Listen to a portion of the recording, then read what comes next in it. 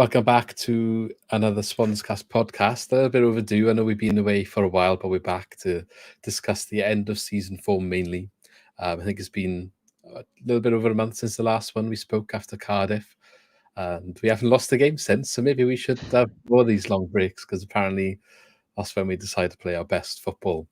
We're going to talk a little bit about that. But Lee's here to join me once again for, I guess, final podcast of the season. Obviously, we'll do some end of season stuff in the next couple of weeks, but final one talking about the actual ins and outs of the season, I guess. So yeah, welcome, Lee. Hello. It's been a while. Yeah, been a while. But yeah, so I guess let's just get stuck in straight away today. Then it's been a long time talking about or without talking about football. So since we last spoke, there's been actually not since we last spoke, but we won against Cardiff. Obviously, when we spoke about that game, it was 2 wins on a bounce. But it's easy remembering. It's easy thinking now, oh, it's really good at the end of the season. We've only just missed out on the playoffs, all that sort of stuff. But when we were speaking last time, I guess, just scraped past Cardiff. It was a last-minute goal. We got our win over Bristol, which was 2-0. And that was the win that kind of ended the long run of bad form. And then we backed it up with a win over Cardiff. So that's what I was trying to say is it's easy to forget where we were then. Yeah. Because since then, we've won 7 games in 9. And the 2 that we didn't win have been draws. So we've only dropped 4 points in 9 games.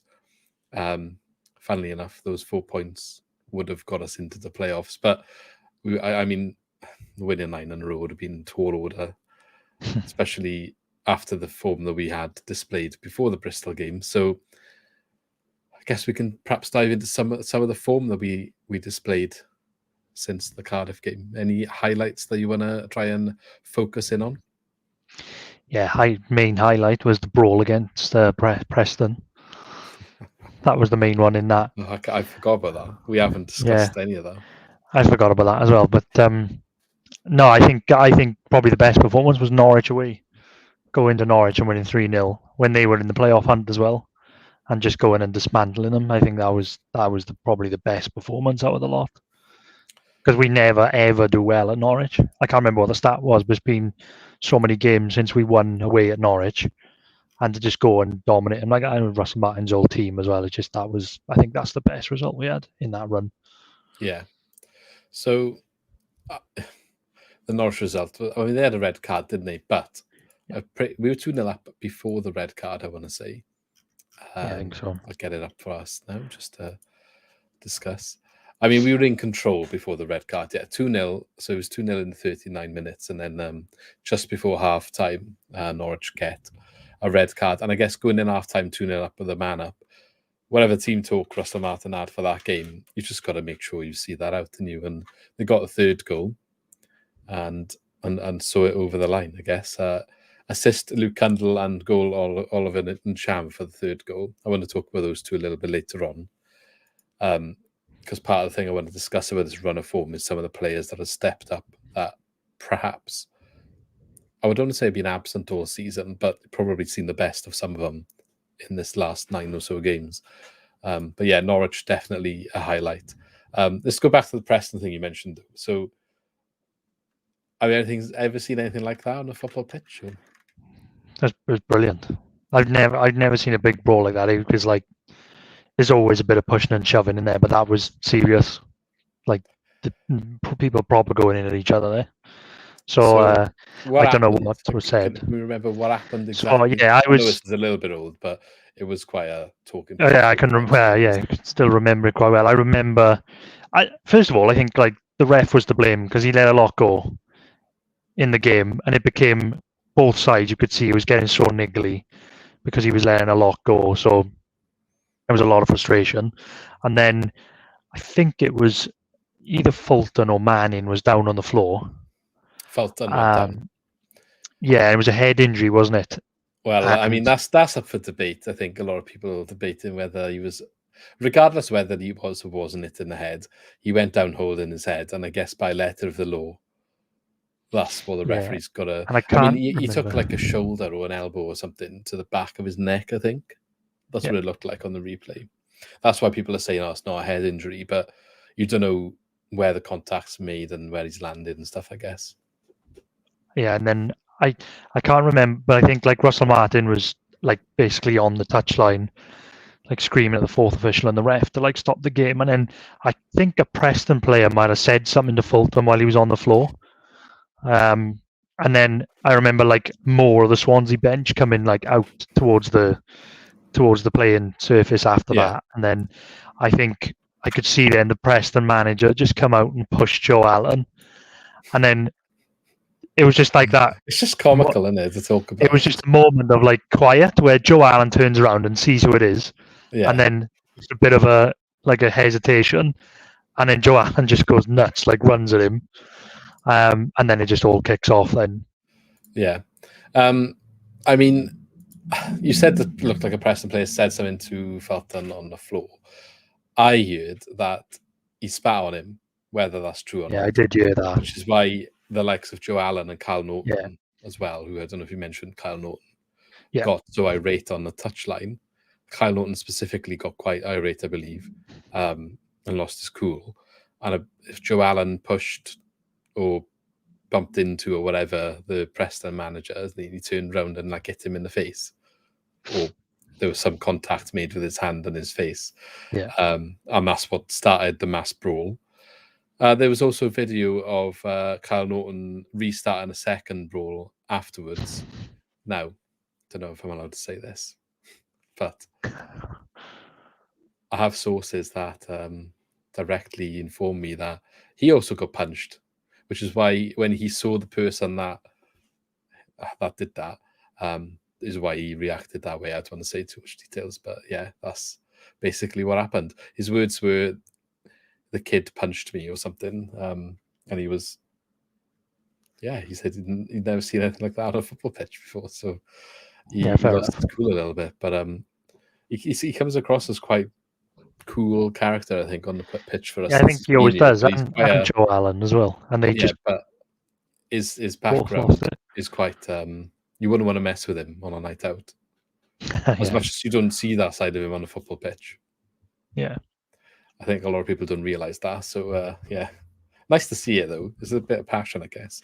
I mean, there's not a mixed response. You had people saying, "Oh, I love it," like a little bit of passion and all this. And then when you back that up with the win and the way that Piroe celebrated afterwards as well, that was quite cool. But if it's the other way around and they get that moment, then it doesn't feel so good, does it? No, exactly. And then I think it galvanized us a bit, because that game we were 3-0 up, weren't we? And we were playing some of the best football we'd seen in ages. I think we were 3-0 up at half time, and then they scored straight after half time. Then they scored again. It was 3-2, and you're thinking, here we go again. We'd won a couple of games, and then it looked like it was going to be one of them games that we threw away again. And then that brawl happened, the 3-2, and I think it just galvanized the squad again. And then when we scored, like Russell Martin celebrated towards the Preston bench, and Piroe did, I think. And Piroe did, and then I think did you see that video of Piroe when it all happened and he just was not? Yeah, he's just like just having a drink of water. Yeah, he was just like, yeah, no, I'm not even going to get involved in this. He shouldn't even bat an eyelid. He's just watching the old carnage, and he's like, just have a chill there. Yeah, I think it just brought the squad together after that, because then the Norwich game was the game after that, which was probably the best performance of the season. So I don't know if that was a bit of a moment that got them going again, because they played so well. Maybe it was running out a little bit, and that was another kick that just kept it going. But I loved it. Well, no, because if the rumours are true, then I'm glad the way that the players had that bite about them to stick up for themselves, Yeah.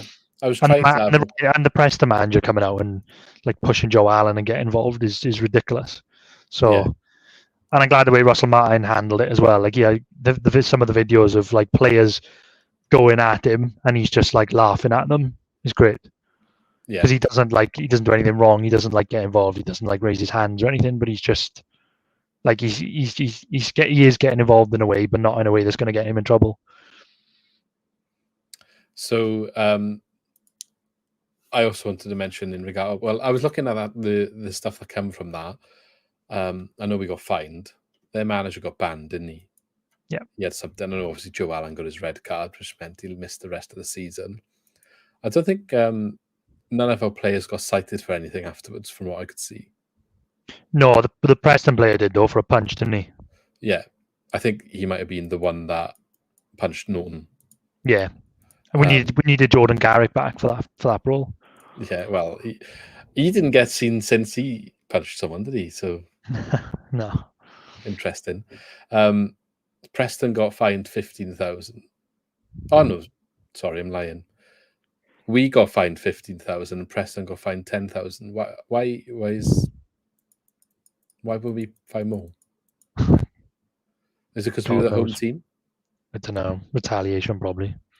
Both clubs were charged with failing to control their players and staff. Lower's been given a 3-match. Oh, he got a 10 grand fine himself. Ah, right. Yeah, because he was bad what he did. Like, as a manager, you can't be doing that.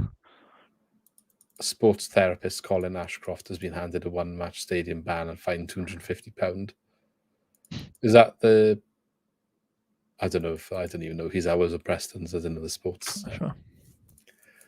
Someone let us know in the comments. Apologies for that one. But yes, I just thought it was funny. It's not. It is and it isn't in different ways, I guess. But I guess overall, you don't really want to see it all the time. It was nice to see the passion, is what I should say. Yeah, that's what I mean. I like to see us have a bit of bite about us, because it's probably something you could say about us over the last 5 or 6 years, really, that we haven't had that edge. So it was nice to see them get stuck in a bit, to be honest. Yeah, like I saw some comments of people saying it's not it's not setting a good example for the kids to watch it and stuff like that. But you don't see it happening in rugby. It's like, okay, maybe it doesn't happen to the point where, well, no, actually, it does happen in rugby all the time. Let's be honest. Of course it does. Yeah, of course it does. Yeah, it's a competitive sport. Was it? Yeah. Okay, so that was that. I'm going to mention with Liam Walsh a bit later on, but just while we're on Preston, just that assist he played for that last goal, throwing his body on the line, like, fair play to him for that as well, I thought, because he got injured after that as well, didn't he? Yeah. Put himself out for a couple of games, so just because he's stretching, I mean, he's an injury-prone player, isn't he? But that was a vital touch there. Well, that spell that he came into the team, he was brilliant. Yeah. I mean, he was brilliant against Bristol. He started against Cardiff, and I thought he just kind of lifted that form, didn't he? I thought he was brilliant. We didn't sign anyone in January, but he kind of acted like a new because he came back in. Yeah, he hadn't played for a year in a Swans shirt to that point, other than in friendlies. He only played 3 games for Hull, actually, when he went on loan there. So fair play for him reviving his Swans career, because he's a player that potentially would have said was not really part of the plans, maybe on his way out in the summer. Wouldn't want to see him go now. No. If you can keep him fit, it's a great option. Yeah. I guess that's the vital thing in it, keeping him fit. So looking at the other fixtures, then the 2 draws came with a 0-0 against Coventry at home, which was perhaps a bit disappointing, and a 1-1 away at Hull. I believe we went 1-0 down in that game as well, didn't we? Yeah, own goal. I went to Hull as well. It's a bit of a trek, but do you want to talk about your day out? Yeah, it was good, pretty good day out, to be honest. We decided last minute to go, so we drove up and back in the day. Is hell of a trek, but it was good. Right. We saw some of the players in the services on the way home as well, who didn't travel back with the team. It was quite fun. They were friendly, all nice. Patterson and Wood and Cabango, just mixing with the fans. Selfies? No. Just had to say hello to you. Yeah. Well, there was quite a few Swans fans in there as well. They were chatting to them, they were friendly. So that was good. I think they were going on a night out somewhere, because they didn't go back with the team. They would come separately, so they would go in somewhere. But yeah, there was a lot of trouble in Hull, wasn't there? That was fun. Yeah, well, elaborate. I'm not sure. Myself, obviously, but I was suffering. To be fair, right? I don't want to be deemed clueless at this point. I was on holiday in Turkey. That's partially why we haven't done as many podcasts recently, and I had quite bad food poisoning on my return home, and the Hull game was in that period where I was kind of out for count a little bit, so wasn't really that bothered at the time. Yeah, it was. There was trouble. There was a bit of trouble in Hull. I wouldn't think anybody was expecting it, like Swansea Hull game. It was basically not much to play for. Like maybe we had an outside chance to play off at that point, but it was probably over after Millwall had won on the Friday night. I just don't think there were enough stewards and police presence there to stop what was going on. I think the fans were quite close. Kicking off at each other, were they? Yeah, the fans were quite close to each other in the away end and the home end, and there wasn't enough people there. Like I remember, like Swans fans actually got across at one point, and yeah, it's just and then it was after the game as well. Like I think unnecessary. Got into the away end. I don't get it. Like it feels like it's going backwards a little bit in regards to like this sort of drama that's happening with the fans. There seems to be more clubs. Like you had Cardiff was the one that you'd think all the time was a problem.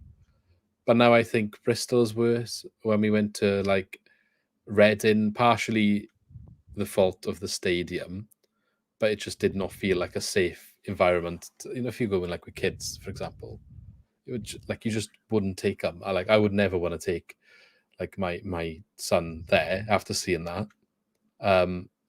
You're saying this about going to Hull? Since COVID, I don't get the Hull one because it has since COVID it has gone up, hasn't it? I can't really put my finger on it. I remember the first game back. I think we probably said this a million times on the podcast, but the first game back after COVID was the Sheffield United game. Well, it wasn't the first game. We had like the playoff final and stuff, but first full stadium was the Sheffield United game at home, and there was loads of trouble outside in like Harvester and by the away end and stuff, and then since then it just seems to be every week. We had the Coventry game, the 0-0, where the Coventry fan ran across into the Swans home end, and there was fighting there. I don't know, and I know like I don't want to be like too harsh, but there was Swans fans were complaining about the stewarding, but they were just as much to blame for the trouble. I saw Swans fans like pushing women stewards unnecessarily. But like obviously, you say Swans fans, like it's different. There's a small minority. You see how fans were throwing bottles then. It's a small minority of both teams, whatever the teams are, causing the trouble. Yeah. But it does put potentially like families and say you want to have the younger generation come to support their local team and get interested, and the people who are going to be coming in 10, 20 years time, like if it's a shame that it is going backwards, because I like going like to away games now. I know again it's probably an age thing, but I like going to away games now. Like we take it in turns to drive, and we go and we have like a breakfast, and maybe we have a couple of beers. Sometimes we stay if it's further away. But I think like that's gonna become like more dangerous to do, like traveling on your own again. Well, you won't be allowed. Like you said, Cardiff. The Cardiff game is probably the safest one to go to because it's a bubble. Even though there's obviously the banter and the aggression, but like it just feels safer than any other. I can't believe the Hull game. Wasn't expecting at all. It just all kicked off. Yeah. And there were innocent people that got like caught up in it. Then I've only seen videos on Twitter of like two Swans fans who were sort of caught behind a gate, and some Hull fans were like rushing them and hit them a couple of times, but they got away. But it wasn't those. You know the type of people that are causing the trouble. The same for both sets of fans. I don't need to say it. Everybody knows. But it was just a small group of the Hull fans, a small group of Swans fans, all next to each other at the top of the home end. They go to the away game to look for that sort of stuff, and that's just like, I don't know. Surely they need a system where you identify, right, it's these people, and then, but then I guess that's another issue in there. If you have any sort of like, well, you can't withhold them tickets because of, I don't know, something should be put in place. I mean, maybe it isn't a bad thing. Maybe there's enough checks in place when you're buying stuff online these days. You make an account to buy your away tickets, and you have the memberships and all of that sort of stuff. So if you're caught doing something that you shouldn't be doing when you're in one of these away games, why can't they link it to that and be like, hang on, you causing trouble last time? I don't know how you. Or are you a can of worms? I don't know. Like, but then it's not a bad thing if you're stamping that out, is it? So. Like walking back from Bristol, like we didn't get involved in any of the trouble in the away day of Bristol, but you're walking through the park and sirens everywhere, police chasing people. We saw someone get hit by a policeman with a bat on. Like just ridiculous. I won't be Literally, surprised if Bristol's going to be a bubble again soon, because I'm surprised it isn't, because the last couple of times I've been is always trouble. yeah. There we go. But there we are. But that's Hull. And obviously the West Brom game, the last game of the season. I mean, we'll go from West Brom to talk about Joel Piroe a little bit, but he got his 20th goal of the season with like a 90-plus minute free kick. He said his target was to get to 20, and he left it to like the last moment to do it. So 19 he got in the end, was it, or did he get that on 20? No, 20. That was his 20th goal in the league. Oh, fair. Because he's the first player since Jason Scotland to score 20 goals in back-to-back seasons. I might be actually, it's 20 goals for the season. I think it might be 19 in the league. You are right. Oh, 19 league goals, yeah, but 20 overall, yeah. I think he scored one in one of the cups. Can't remember which one. Probably the Carabao, was it? Can't remember.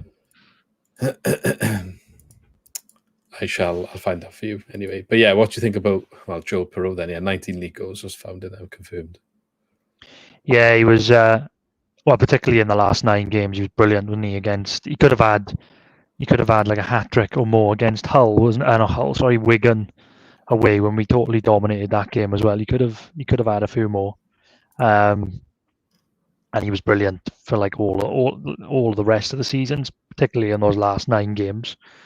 He just seemed to be back to himself. Like any chance he was getting, he seemed to be burying. Like he scored a really good goal against Cardiff, didn't he, away? It was a bit of a screamer where he just smashes it. And that free kick he scored was like, where's that been all season? I don't think we've scored directly from a free kick. He's been taking free kicks, has he? No, I know exactly. And that was lovely. It was right in the corner.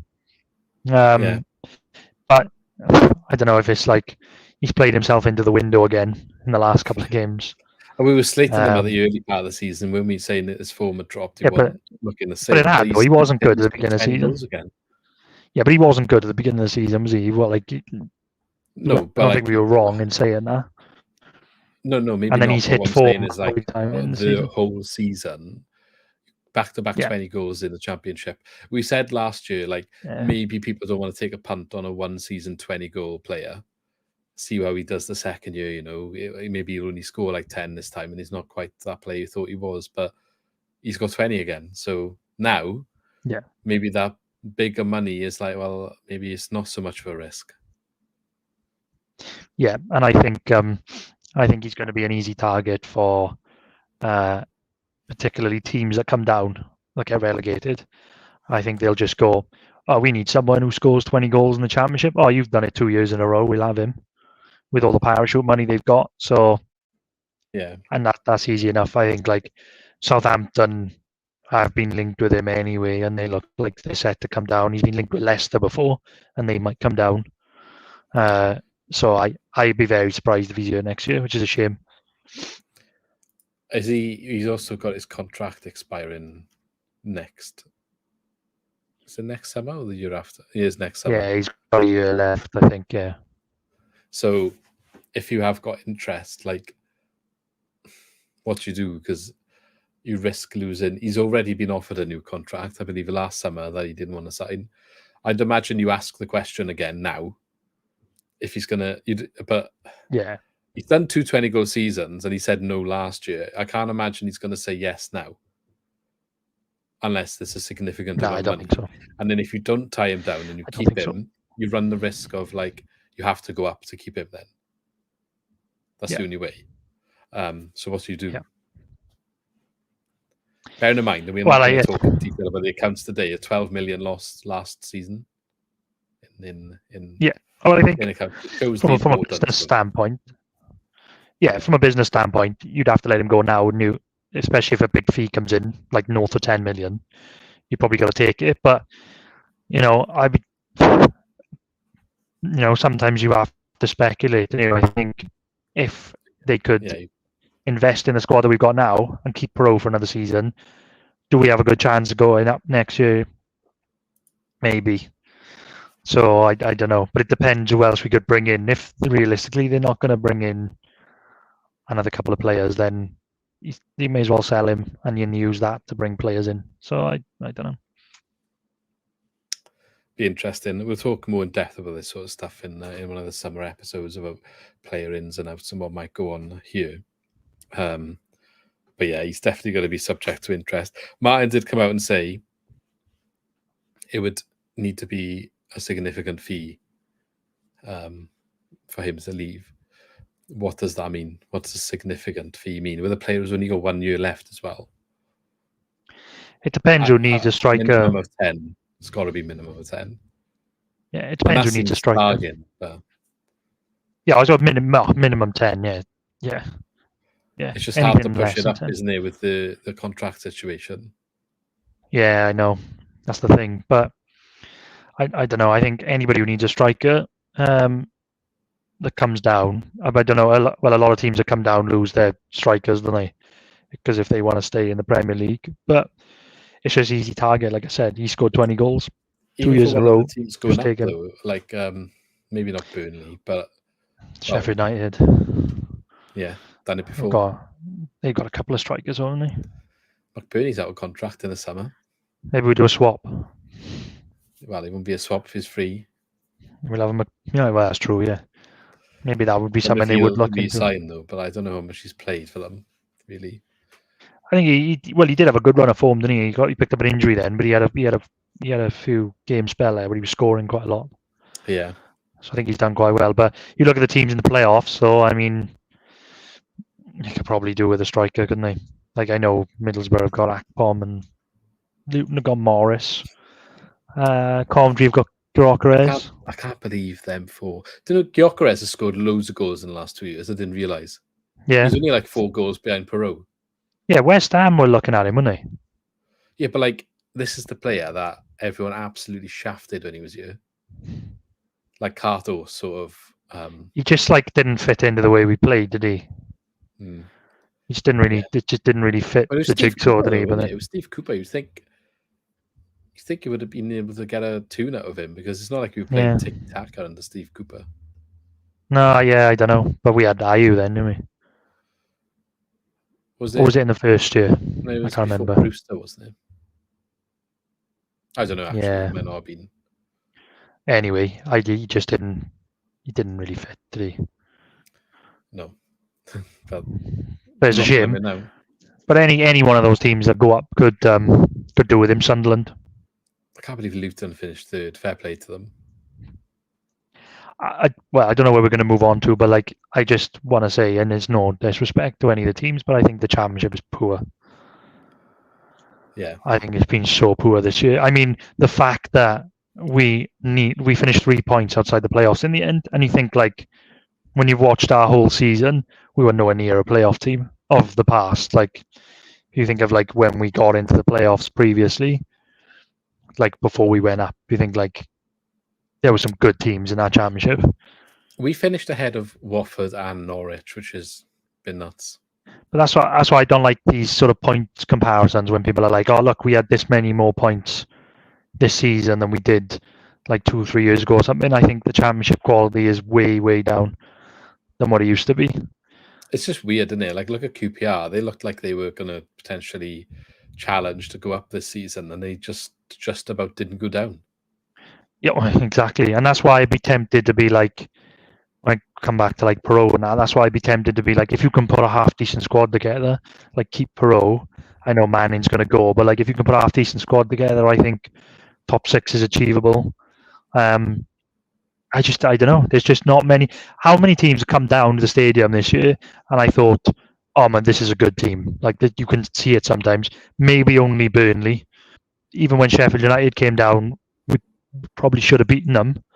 And they scored last minute, didn't they? And we lost 1-0. And that was just a mistake. And not many teams have come down and been spectacular. So I think, yeah, none of the teams that played at the, I was going to say the Liberty, at the Swansea.com this year. Normally a team comes down and you think, oh, they're really good. Like, this is a top side. I think only Burnley, maybe, when they played us just after Christmas. When I came down and I thought, oh, yeah, this is a good side. But apart from that, Sheffield United, we could have beaten them. It was 0-0 and they scored in the last minute with a mistake. And And I just think if you can get a good squad together and get a bit of form together, like realistically, we could have sneaked into the playoffs there, and with the form we were in, we might have won it. Like I know it's ifs and buts, but going into it, say like unbeaten in 9, who knows? And you think Yeah. like our team this year getting promoted, the way we've played, like on average across the season, there's no way we were a playoff team. First team in quite a while to get over 100 points in a championship, Burnley. Yeah. But yeah, focusing back on our players then. So I just wanted to look at, obviously we mentioned Piroe and his situation. Liam Cullen since January's had quite a good run of form. He finished the season on 8 goals. Joint second place goal scorer actually with Ncham, which is, I mean, to be fair, Ncham is another one I was going to speak about, and I'm as pleasantly surprised because he hasn't really been a massive feature until this last run in the squad all year. I don't think you think of that many starts the first half of the season to finish with that many goals. When he turns up, he offers something. But yeah, Liam Cullen, his contract's also out next summer. It's 2 strikers. They've got 1 year left on the deal. Yep. What are we saying about Liam Cullen then? Is he going to extend? Like, are we happy with his development and where he's going with the team? Yeah, I like him a lot. I think this was sort of a breakout season for him. Really, I think it was going to come before, wasn't it? When Cooper was here, and then he got it. Did he score a hat? He scored a hat trick, did he? He scored 2 against Forest and then got injured in the cup, and then he got injured. So I think it's been coming, and it's good that it's happened. And I think he offers something different to what Piroe does, because he sort of just gets on the end, gets those 2-yard tap-ins, the headers. He's always at the right place. I think that's a different type of striker that we do need that can come up with a goal. Yeah, he's the guy that had the red card against Norwich, isn't he, as well? Yeah, he did. Run through. Yeah, did. And he scored against QPR away, was it? And he was flagged. No, it was Luton away, where he made a lovely run and finished, and then it was called for offside, but it was never offside. So I think this year has been a really good breakout season for him, considering he was not really in the squad until January, maybe just a bit before Christmas, maybe. Yeah, till Femi started throwing his toys at the pram afterwards. Yeah, so he wasn't really in the show then, and then he was kind of in, and then he was on the bench, then he was in bench, come off the bench. So for him to then get 8 goals in the season, I think is a good return. So I think, but I don't think you can realistically have him as your sole striker. I don't think he's going to get you 20 goals a season like Piroe does. But I think to have him complementing someone like Piroe, I think is good option. Yeah, so hopefully he gets tied down. I mean, Russell Martin was kind of criticising the club for not learning from their past mistakes with these contracts running now, because there's quite a few again for next summer. A few first teamers. Another one I am surprised at a little bit. Nathan Wood, who has been having a lot of plaudits recently for his first season here. Interest potentially from Arsenal or Tottenham being spoken about in the media. Whether that's true or not, who knows? We only signed him on a 2-year deal, so his summer's out. His contract's out next summer as well. And when you got clubs like that are sniffing around, I actually am not that worried that he'll go in the summer. If he's only got 1 year, he's 20 years old, so they would happily wait another year. If he would be informed, wouldn't he, that if you don't sign on, we'll have a look at you next year. It's he'd know that was the situation. So if he knew about that, then he's obviously not gonna rush to sign a new deal here, is he? No. Yeah, it's a shame, because it just seems like we've got to start all over again all the time. We just need a level of consistency.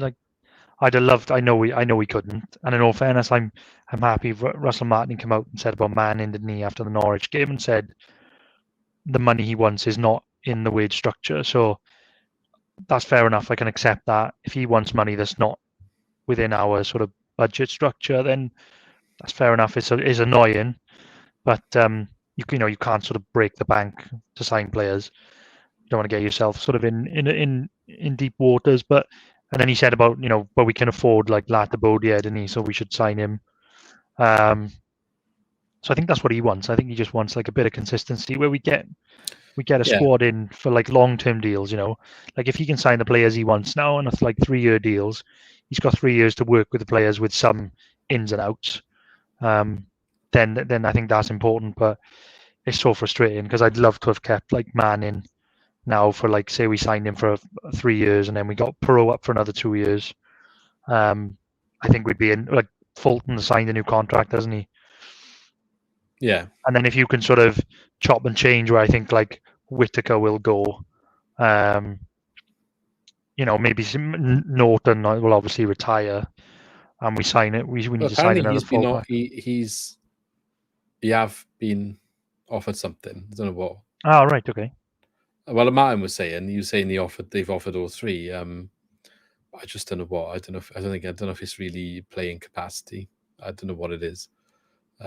Not sure how interested he is in other sides of things, to be honest. But just don't want to have a summer where we're like restarting again all the time because players are going all the time and you've got to replace them. Obviously, that's going to happen where there's turnover every summer, but not where you lose like some of your top players every season. You need to have 2 or 3 years of consistency. But I think we do need to sell someone for the way that our finances operate. Yeah. Which is a shame. Don't know who that would be at the moment because the ones that you want to put out there, a couple of them are in the last year. Anyway, the other players that are running out next summer, Cham, Joe Allen, Patterson, Stephen Bender, and Liam Walsh as well.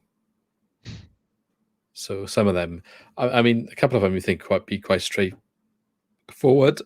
Patterson, I don't know if you would re-sign him when he's 32. And he's been a bit up and down, even with his like mentality or his like commitment, I guess. You got Liam Walsh, which his injury record, probably if you offer him a new deal, I can't imagine he's going to shy away from it. Yeah, no, I think they'll probably hold out as well to see what he does this season. Like if he has another season, where he plays like 3 or 4 games, then it's not worth offering him a contract, is it? And Cham is a weird one because if he can display the form he displayed in that last 9-game period all year, then that's a no-brainer. But I feel like that's the most consistent I've seen him since he's been in a Swans shirt, where he's offered so annoying. Something. He's such a good player. Like he's a great player, and then he just doesn't do it for like 10 games. And then, like you said, the last 9 games, he was absolutely brilliant. Where sometimes he's unplayable. So, yeah, I think he's worth another contract though. He's a good squad player, I guess, if nothing. I mean, if he's on it, he's a first teamer, and if not, he's all right to have around, and just in case he decides to turn up. But 8 goals from someone that haven't played consistently in the first team from midfield is exactly good, I guess. So, yeah, you can't argue with that. He scored a couple of goals in this last run as well, didn't he? Got a couple of assists. Yeah. Seems to be always from outside the box as well. Oh, the goal he scored against Norwich was lovely. That first touch to get away from the defender and then poke it through the goalkeeper's legs. That was a great goal, that was. I'm waiting for him to injure himself in his celebration. Yeah, I know. It's quite good, isn't it? Obviously, Stephen Bender, I'd imagine, again, if we offer him a deal, he'd probably take it. First team goalie. And if not, we need another goalie, I guess, or 2. Although Andy Fisher, I think, has been making improvements. He's been fine. He's been fine since the mistake against Millwall, wasn't it? I don't think he's made an. I can't remember, but I don't think he's made another. We should have saved. Was the Cardiff one? Oh yeah, the Cardiff one. Yeah. That one was straight at him, but I think overall since then, in this like last period, he's been quite solid, isn't he? Yeah.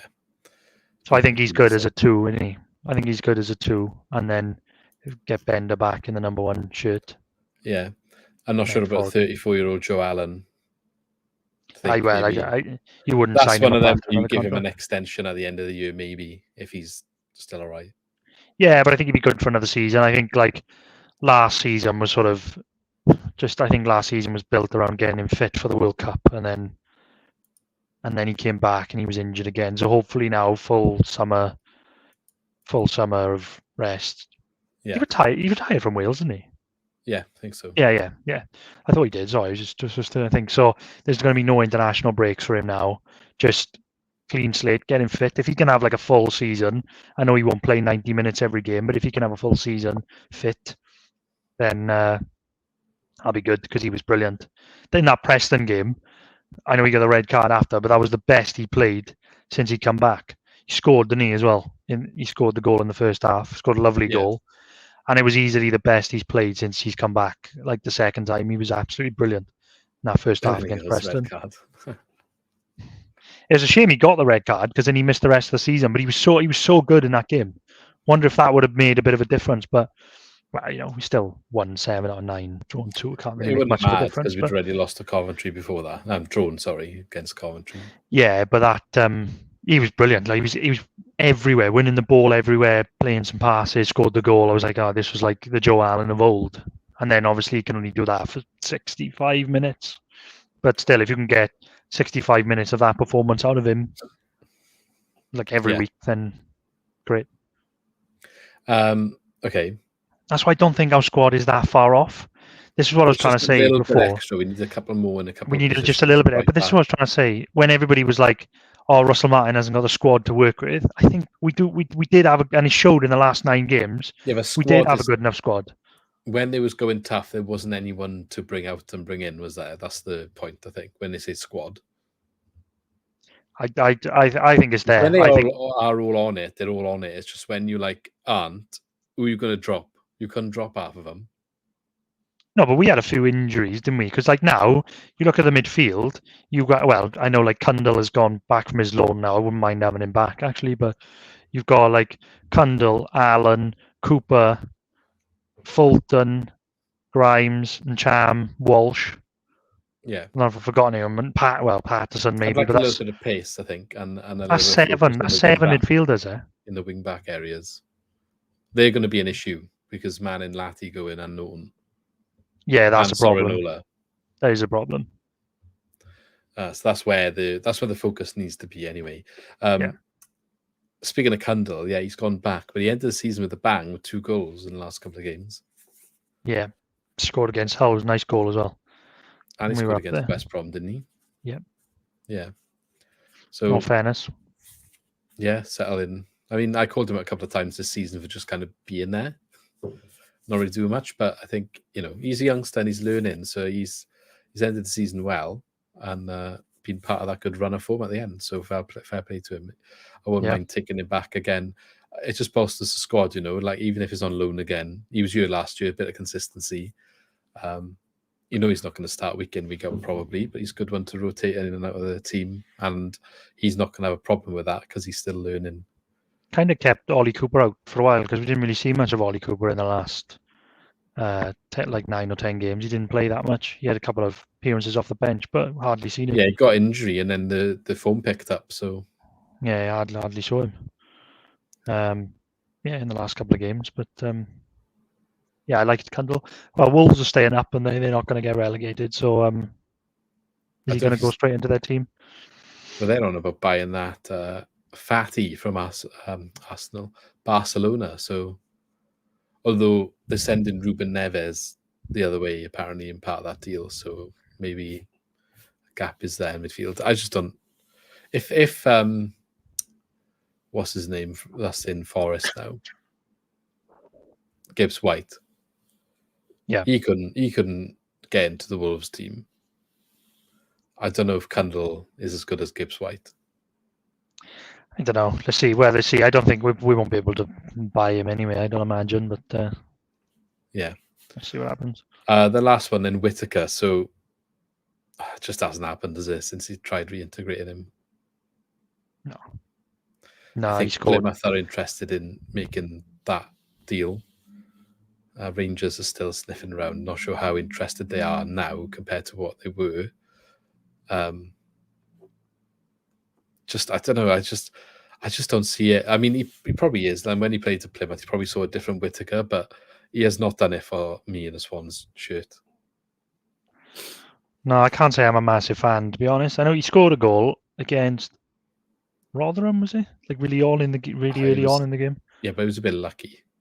It was Yeah, like but he got from a corner, went back in, and yeah. But I'm saying, like, I think in the last like 9 games as well, I don't think he even played, did he? a couple of late cameos, I think. But like, Yeah. but when you're playing in that, when you're in that form, where you're scoring a lot of goals. Because I have wrote it down. We scored. I did write it down. Didn't work. We scored like 19 goals, I think, in the last 9 games, something like that. And he's meant to be this exciting attacker that can't get on the pitch. I mean, people might say Russell Martin, I'm giving him a chance. He sees him in training every day, isn't he? So yeah, I don't know. I'm not probably not gonna lose a lot of sleep over him leaving. But if he goes to Plymouth, he's definitely scoring against us next year. probably.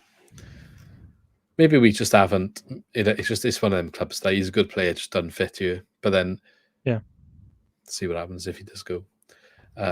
Cool, right? So, what is there to say then? Too little, too late.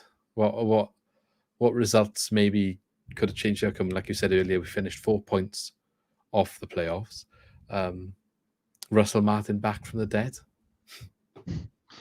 Yeah, I think in the last 9 games, we were what we were all hoping to see, because they were brilliant in some of those games. But I don't think you can ever realistically recover from like a form that we had. Like, what was it, 3 wins in 23 or whatever it was? I don't think you can ever hope to like recover anything from a season where we had that run of games.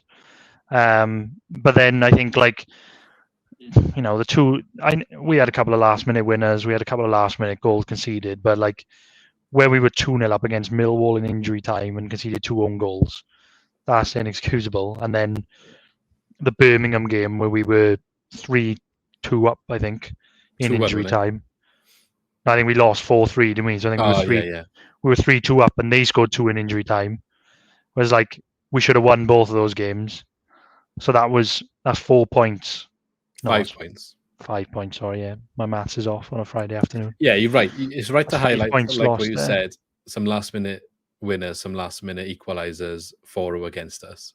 Yeah, we had a few last minute winners this year, didn't we? Yeah, but that's what I'm saying. You're right to highlight that, but scoring, like, that's fine. They happen in a season for all teams and it equals out. Yeah, I get that. Put that to one side. But the 2 that you spoke about is a 2-goal swing in injury time. Yeah. And that's right. That's why I picked those ones. I don't think that's one of them ones you can say balances out. It's like, no. We should have protected that. You concede the first goal, you still win against Millwall, and you still draw against Birmingham, which would be a 3-point plus on what we actually ended up with, which still sees us out to the playoffs, but you have something to play for against Hull, perhaps, then, because you're right in the mix. Maybe that's a bit different then all of a sudden, because the Millwall result killed that Hull game a little bit and we drew the Millwall result the night before. However, if we were 3 points better off of that position, a win might have put us into the playoffs. Like, you don't know what I can't say, for example, what the picture would have been at that time now. But yeah, like if we'd beaten Hull, I guess it would have, wouldn't it? Because we would have been 5 points total up then. Yeah. So those 2 games, I guess, are 2 massive. That's why I picked those 2 games, because I think. Yeah, that's why I picked those 2 games, because they were like just unbelievable. Like we should never have like drawn the Millwall game and lost them. Like 2 own goals in injury time, and Millwall as well. We were coasting as well. They didn't even look like threatening. That was bad. Yeah, those 2 games. But then when you look at the form, like after the World Cup, until we started picking up form, we were dreadful in some games as well.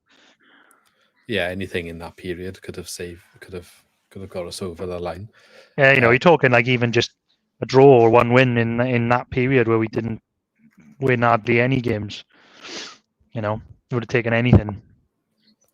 But there we go. I think, but again, like I don't think we were a team that should have been near the playoffs anyway. But I think it is it is a bit of a missed chance when you look back in hindsight. Yeah. Do you think he deserves a new deal? Yeah, I think so. Yeah, I think so. I think he deserves another deal. I don't think he hasn't. There's been like a lot of like ups and downs, isn't there? Like I know, like the January transfer window, I think he deserves a new deal because I think that you can see there's real potential there, especially like with the way the season finished and some games in the season and some games last season where you can see there is real potential for us to do something with Russell Martin. But I do think it's kind of got to happen now in his next if they give him a new contract. It's got to happen, depending on if they do actually back him and it's not just like a fire sale again. But again, if he didn't sort of throw his toys out the pram in January and like lose it a bit for about 4 or 5 games, then we might have got into the playoffs. Yeah. So, but I don't know. I'm not too critical of him because I think he's one of the best managers out there at the moment. I don't think there's anyone else out there that's better than him for us, especially the way that we're starting to play. But I think we need to see it consistently next season. Yeah, if we do that, we'd be top 60. Yeah, so like I definitely give 19 goals scored and 7 conceded in the last 9 matches. That's more what you want to see. Brilliant. That's brilliant. 19 goals in 9 matches is really good.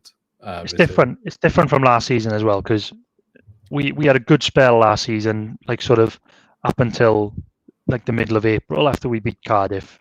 We did the first double, and then for the rest of that season we really tailed off. But we were like, I think we lost like 5-0 to Fulham, and then we were 3-0 up against Bournemouth and drew 3-3. And then we took that into next season.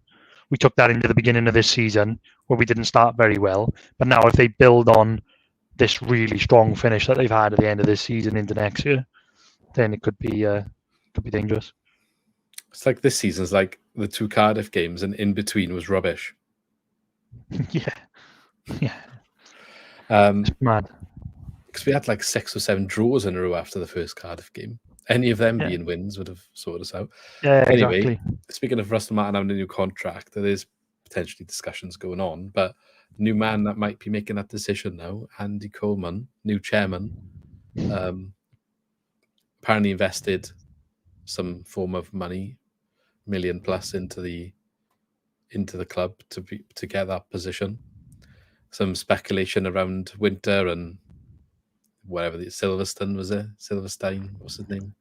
Leaving, which is yet to be confirmed, and a dodgy statement released after that speculation as well from Andy Coleman, which I don't know what to say about that really. He's I can't believe he's still up. Like it looks out of place on an official club's website.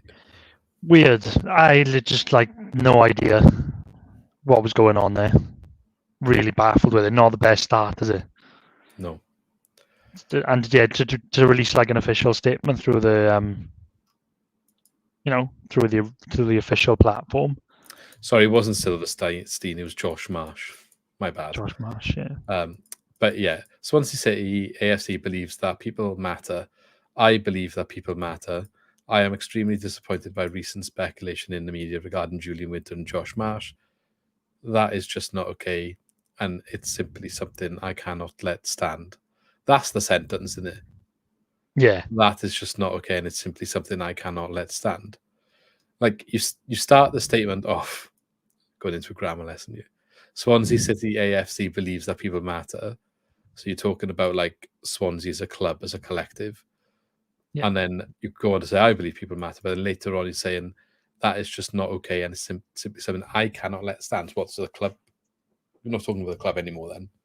Like, it's just not a good written piece at all in the slightest. Yeah. We as a and then going back to club, we as a club will always support our community members when wronged. Just language is just not professional. So I'm assuming I guess we never know, but we're assuming it comes from the Ian Mitchell-Moores thing, wasn't it? That he said that potentially. Yeah, and I don't want to speculate because, like, obviously he's announced he's leaving Wales Online, and it's not nice to see anyone. If it is because of this, and then he's lost his job, like, that's sad to see. I hope that isn't the case. He seemed to write in his departing statement saying he was going to be doing freelance work, so I wish him all the best. And I'd imagine when he put that piece out, it was never intended to be like he must have done it thinking that was the case. Do you know what I mean? Oh yeah, Yeah. So it's just weird because no one really knows what's going on. It's not like the sort of rumors out there that everyone takes as like we know that is the case, but obviously it's a rumor. No one really knows what's going on. So for this statement to be put out there and no one still knows what's going on, it's just weird. Because if people yeah, didn't know, then you didn't need to say anything really. exactly. Unless someone does know, I mean, you can inform us below in the comments. Yeah, But as far as I'm aware, it's all speculation and no one really is sure. But I mean, we talked about his appointment. We haven't really talked about his appointment. We just talked about the action that he immediately taken that's like, on the only second day. yeah, He did obviously come and join the club. He's been described as a seasoned, successful business executive, so not a football person. yeah, Hopefully, he's like Ryan Reynolds, eh? yeah. It's another That's one of not them, going to isn't be the it? case. Business people everywhere around the club. Yeah. Coleman has acquired a significant shareholding in the football club, been approved by the EFL, and will act as operating partner of the club's majority ownership group. He will now assume day-to-day responsibility for running of the club and will also be moving to Swansea to provide on-the-ground leadership to help drive the club forward. But like, what was Julian Winter's job then? Because I thought he was meant to be the guy over here for the Americans. And now this guy's going to be the new chairman, and they're kind of pitching it as this guy will be living over here to run the club from here. Yeah, I don't know. So my question is, because we missed out on transfers in January primarily, or didn't get any action done because of the way our structure is of the process of signing players. So it'll go to like Jason Levin's desk or whatever his name is, Levine, Yeah, Jason Levine's Levine, yeah. desk. And he's busy in it. He's got a lot of stuff on. He's in America, time zones, time differences. So like that plays an impact in what's going on.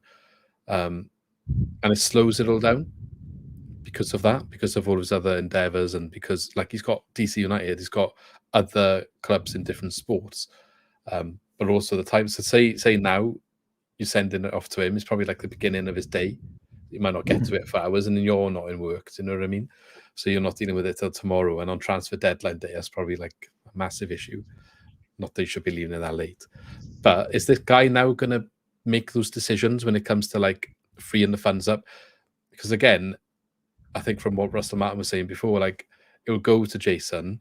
He will do his due diligence and have whatever team he has to go and like run the reports, get the stats on a player before he ultimately then makes a final decision on whether they want to invest in that player, rather than the manager just saying, I want this guy. Like it will go to him, right? I want this guy. And then a week or two later, after he's got all the information, he'll make that decision. Yeah. Well, I don't know. Is this guy now going to speed that process up and get involved? And this is the worrying thing. Like the running of our club and the hierarchy is really grey, isn't it? This is quite worrying because it's just a mess. Like you know, new person here's got shares, then like someone else is doing a different job, then someone's doing something. There's like a new title created to do something. I don't know. It's a bit worrying for me, to be honest. It might be a good thing. I just don't like all this chopping and changing. Say about consistency on the pitch, like what is going on behind the scenes, like at board level. Like we need a bit of consistency there, don't we? Where we actually know what's going on. Yeah. And then, like you said, he comes out then. He's come in. We're not sure what he's doing. We're not really sure what Winter's doing. Then he comes out with a statement, and it's just like, oh my god, what a mess. Yes. Hopefully it is done in, you know, with a view of making things better. I think learning that's the from last year. isn't it? So well, if that's the case, then we can be optimistic. But I don't know. The summer transfer window will let us know everything we need to know about what's changed. Because if, like, you know, Piroe is going to go, Manning's gone, our loans are gone. You know, I'm sure we'll wait and see what happens there. When the transfer window shuts in August, we'll kind of know where we are again with the owners for the season. Yeah. Well, we'll wait and see. Any final thoughts on him then before we end? No, not much to be honest. I think I did feel a bit gutted that only thing just on the season. I was just really gutted that we weren't in it on the last day in any capacity, even if we were just like real outside chance where we needed like a goal swing We've or had anything. that before. You can't be so selfish. No, well, even if we didn't get in, I mean, it just would have been great because that last day atmosphere where like it was great in the stadium because like at one point West Brom were in because they were 1-0 up. They scored quite early, didn't they? And they were in because Millwall and Blackburn were drawing and Sunderland weren't winning, and they were in, and that was bouncing because they were in. Then they were back out, and then they were cheering for Blackburn. I was thinking, if we were in this mix playing West Brom as well, like both of us in the mix, it just would have been great just to have something on the final day. You should have gone to Reading 3 years ago, whenever it was, 2 years ago, 3 years ago. Yeah, there was no fans, was there? It was just empty stadiums. Yeah. There we go. Yeah. Anyway, we'll be back soon. I don't want to put a date on it. Maybe next week, maybe the week after. We'll review the season. We'll review our early season table. I haven't actually looked at it in comparison yet, but we'll do that in the next video. I can't remember what we did. I can't remember how bad or good we've done. Probably bad. I definitely know we didn't have like Coventry and Luton probably in the playoffs. Yeah, I don't think we did. I want to say though, I think we had Swans sneaking in the last playoff space. So yeah, and I think we had Middlesbrough around there. So maybe we had Middlesbrough. We were not too bad. And Sheffield, we had Sheffield up there somewhere. Yeah, I'm looking forward to seeing that because I can't remember what we did, but I don't think it's going to be as bad as we think. We'll see. Unless we had like Luton getting relegated, in which case let's not do that episode. That far. What else we got to talk about? Maybe we'll dive into some of the finances if we can find anything interesting there.